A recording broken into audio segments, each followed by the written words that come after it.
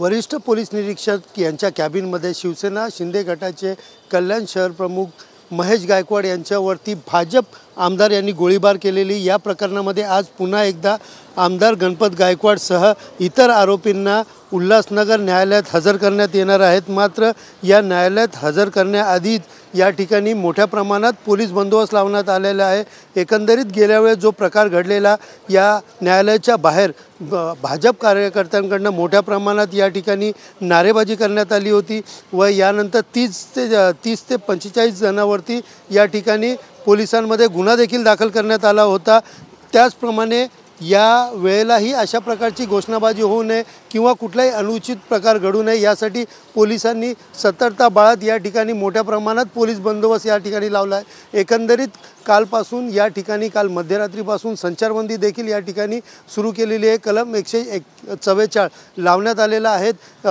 पूर्ण न्यायालयाच्या परिसरातील 200 मीटरच्या वाहतूक 200 मीटरपर्यंत कुठल्याही वाहतूक येणार नाही यासाठी मोठ्या प्रमाणात वाहतूक पोलीस या ठिकाणी तैनात करण्यात आलेले आहे। वाहतूक देखील वळवण्यात आलेली आहे। विशेष म्हणजे न्यायालयाच्या परिसरात मोठमोठे बॅरिकेड या ठिकाणी लावण्यात आलेले आहेत।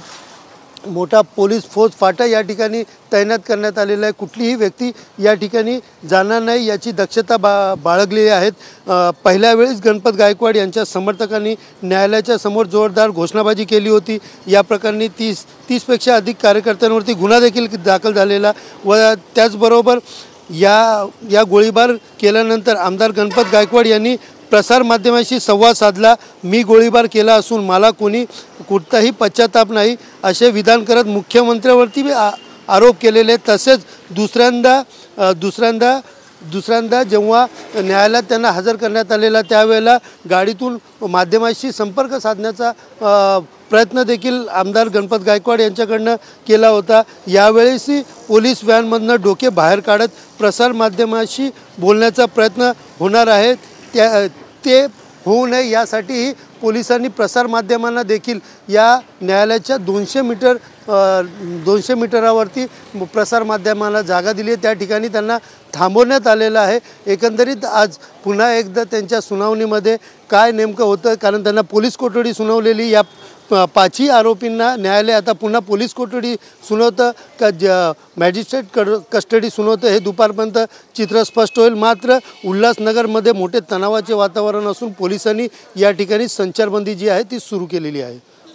कॅमेरा पर्सन गणेश रहाटेसह सुनील जाधव, TV9 मराठी, उल्हासनगर।